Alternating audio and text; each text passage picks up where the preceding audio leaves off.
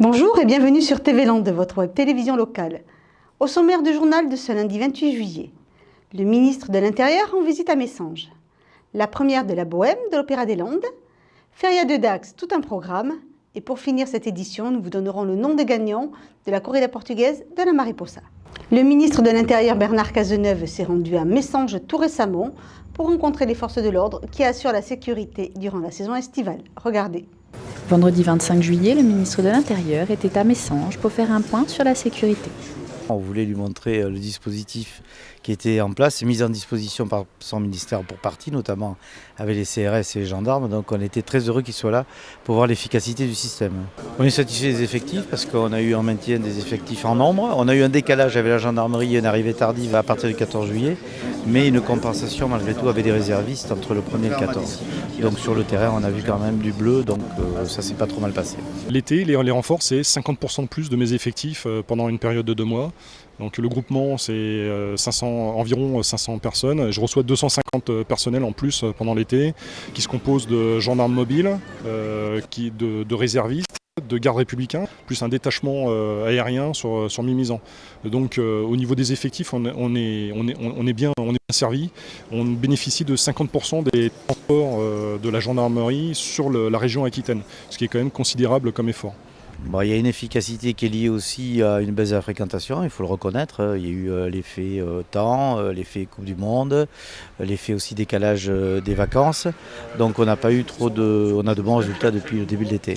Pour le début de la saison, on a réussi à faire face à l'affluence de population et puis à la délinquance qui circulait sur le littoral. À mon sens, le nombre est suffisant pour l'affluence à laquelle nous devons faire face. Et en fait, ce qui compte, c'est pas tellement le nombre, c'est l'organisation. Et pour le coup, nous sommes organisés en 10 détachements de sécurité et d'intervention. Ce sont des gendarmes mobiles pour la plupart qui assurent les services nocturnes, donc qui assurent une présence, une forte visibilité sur le littoral, notamment dans les stations balnéaires où on a une forte population. Alors à partir du week-end prochain, il y a des excellents taux de réservation. Les établissements sont complets au niveau des hébergements, donc je pense qu'on va avoir un très beau mois d'août, sous réserve que le temps se maintienne évidemment. Et puis après en septembre aussi, il y a une bonne période de réservation sur septembre. Cette deuxième partie de saison, on va monter un petit peu plus en puissance que les 15 premiers jours. Donc on va pas s'éparpiller sur tous les points. On a mis un dispositif en place et dès lors qu'on sentira qu'il y a un problème quelque part, on concentrera les moyens pour que ce problème puisse être de la plus courte durée. La saison estivale landaise signifie aussi tauromachie. Alors comment sécuriser les spectacles qui soulèvent un grand nombre d'anti-corridas ? La mobilisation a été forte l'année dernière, avec des gens qui souhaitaient en découdre, qui étaient particulièrement provocants, particulièrement agressifs. Nous avons fait un travail de fond avec les élus, avec les organisateurs, de façon à ce que chaque spectacle puisse bénéficier d'une organisation du terrain, donc un système de barriérage, un système de filtrage et la disponibilité également d'agents de sécurité.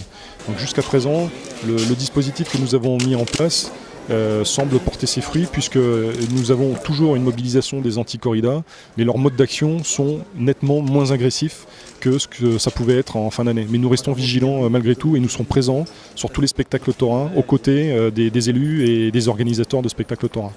Bilan, des effectifs suffisants et une bonne organisation, de quoi se sentir en sécurité cet été. Depuis 2001, l'Opéra des Landes se produit comme chaque année à Souston du 16 au 31 juillet. Notre journaliste est allé à la première de l'œuvre phare, La Bohème de Puccini, le 23 juillet dernier. Chaque année, l'Opéra des Landes propose de découvrir des œuvres classiques. Pour son 13e festival, Olivier Touzis nous fait redécouvrir La Bohème de Puccini. En fait, c'est un extrait des scènes de la vie de Bohème de Burger, d'une pièce du 19e siècle.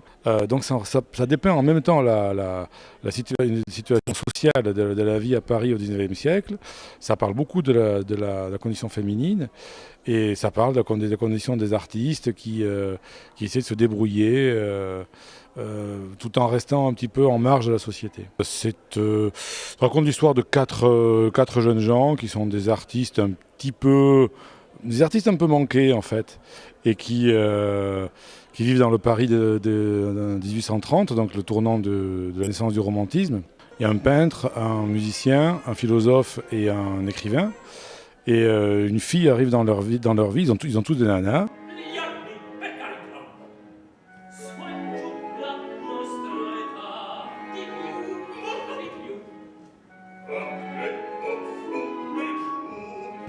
Ça raconte l'histoire des hommes et l'histoire des femmes. L'histoire des hommes, c'est ces 4 garçons qui essaient de boire des coups, qui essaient de manger à l'œil, qui essaient le soir de Noël, chez au Café Momus. Et les filles qui sont avec ces gars, elles ont 2 solutions. Soit des petits boulots pour vivoter, soit trouver un protecteur. Donc elles vont du protecteur à l'ami de cœur. Et ce qui crée des jalousies évidemment, des grands problèmes, des grandes scènes de jalousie. Musette, elle est prof de chant, Mimi, elle confectionne des fleurs en papier. Ils sont un petit peu en dehors de la société, qui vivent tous ensemble et qui essayent de chaque jour être un jour différent et de gagner leur croûte tous les jours. Donc Mimi qui vient chercher la lumière chez Rodolphe, son voisin. Et c'est là qu'elle tombe amoureuse, lui aussi. Donc là, l'histoire commence, l'histoire d'amour commence ici.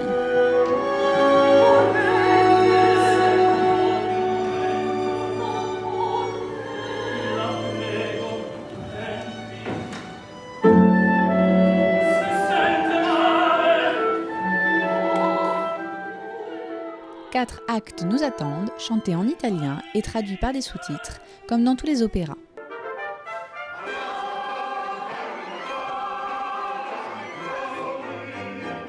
Le moindre détail du décor est étudié, jusqu'aux détails vestimentaires des membres du chœur qui incarnent la foule parisienne de l'époque.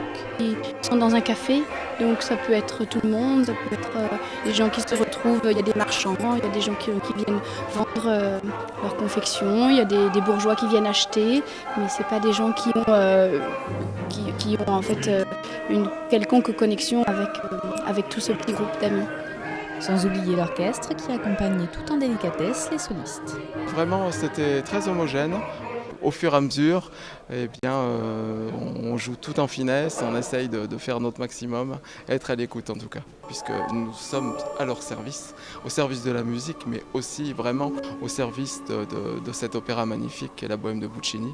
Et ça s'est vraiment très très bien passé, vraiment, parce que Philippe Forget a su nous mettre en confiance. Et c'est vrai que ça a été un peu spécial dans le sens où ça a été une transcription pour tout petit effectif, avec très très peu de cordes et les bois et les cuivres par un. Et donc c'est finalement un travail de musique de chambre que Philippe Forget a su nous faire. Et voilà, et c'est vrai que ce chef d'orchestre est rempli de sensibilité et de talent. Voilà, et puis un petit mot pour celui qui finalement fédère tout ça, Olivier Touzis. C'est lui qui depuis de nombreuses années a pensé cet opéra des Landes. Et de plus en plus, il grandit, il commence à être vraiment connu un peu partout. Et vraiment, tous les musiciens le remercient. Festaire, tenez-vous prêts, les fériés de Dax débuteront bientôt du 13 au 17 août. 5 jours et 5 nuits en rouge et blanc. Un point sur ce qui vous attend. Des nouveautés cette année attendent les Festaires d'Aqua avec toujours plus de qualité pour pérenniser la fête. La fête de jour, c'est le maître mot à Dax. On peut faire la fête à Dax de 9h du matin jusqu'à 4h, mais les plus raisonnables vont se coucher vers minuit pour recommencer le matin vers 9h. Et aujourd'hui, l'idée simplement, c'est qu'on continue à pérenniser tout ça pour qu'on puisse faire la fête et se retrouver entre copains, passer des moments de partage. C'est ça le plus important, c'est le partage. On est parti sur la base de ces 5 journées à thème. Donc avec une journée landaise, une journée des enfants, une journée du folklore, une journée de la musique, une journée des bandas. L'idée simplement, c'est que de 7 ans à 77 ans, tout le monde peut profiter. On va même au niveau des groupes folkloriques dans les maisons de retraite et autres. Donc l'idée, c'est de mélanger toutes les catégories, que ce soit la culture à travers les traditions landaises, les traditions gasconnes, à travers la tradition espagnole. On est très influencé par la proximité de l'Espagne et de la Navarre. On amène beaucoup de choses par rapport à ça. L'important, c'est que tout le monde vraiment y retrouve son compte. Mais quand vous comparez le programme des fêtes de Dax au programme des autres férias, vous êtes assez espanté de voir la qualité et au moins le nombre d'animations qui est proposé aux gens, les choses qui changent. Parce qu'en fait, si vous allez à Pampelune, vous prenez le programme, c'est un peu tous les jours la même chose. Tandis qu'à Dax, à travers ces journées à thème que l'on a mis en place et ces traditions, cultures et autres, on arrive à avoir un programme extrêmement dense qui permet aux gens de trouver chaque fois leur compte à travers la feria. Sur les berges de l'Adour, à 19h, quand le centurion va arriver, va nous retrouver pour ouvrir la feria avec monsieur le maire, il va se passer que ces garnisons seront déjà en place et il y aura sur les bords de l'Adour tout un village romain qui sera aménagé avec tout un tas d'animations et de folklore et de traditions et de musique qui seront au niveau du Sablard. On a trouvé un accord avec les cafetiers locaux, enfin les cafetiers de la place Joffre et les forains qui ont investi également ce lieu, de façon à proposer des concerts jusqu'à 2h du matin tous les jours. On a pensé étaler la fête et amener une autre aventure sur un lieu qui était un peu plus désertique, de l'autre côté du pont, c'est-à-dire la rive droite de l'Adour, au Bas-Sablard, pour installer une nouvelle scène. On n'est plus vraiment du côté des amateurs, on est autour de groupes semi-pro qui vont être programmés à la fois en soirée et en matinée. On essaye de trouver une tête d'affiche. Là, on a pu dès septembre se brancher sur la tournée des Christians, gros groupe de Liverpool.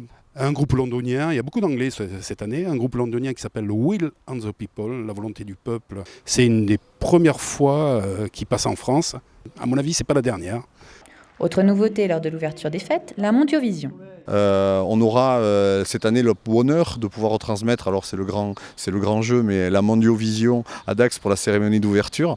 Donc la cérémonie d'ouverture à Mondiovision, c'est quoi ? Sur le site de Dax La Feria, vous pourrez voir en direct, où que vous soyez dans le monde, la cérémonie d'ouverture de la Feria de Dax. On a développé une régie vidéo et de manière à avoir des images, avoir le batteur, avoir le public, avoir des alternances, enfin tout ce qui se fait de mieux en termes de vidéo qu'on voit généralement dans les gros concerts. Donc on tente cette aventure cette année.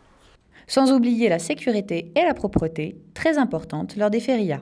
Aujourd'hui, il faut savoir qu'en termes d'hygiène et de sécurité, il y a quand même 1 million d'euros qui est dévolu complètement à l'hygiène et à la sécurité sur le budget global. L'hygiène, c'est quoi ? C'est des toilettes, c'est que tout le monde puisse aller aux toilettes quand il a envie d'aller aux toilettes. La qualité de la fête, c'est aussi la tenue.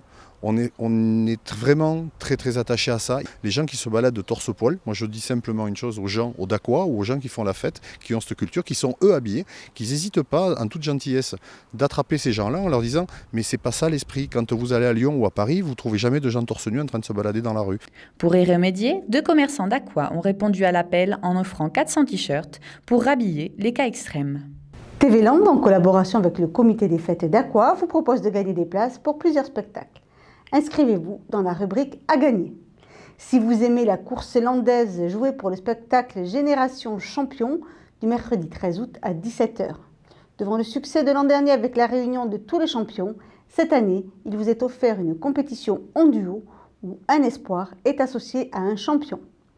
Vous pouvez gagner des places pour le grand concours landais du soir où pas moins de 21 titres de champion de France de course landaise se retrouveront sur la piste des arènes pour affronter les célèbres coursières.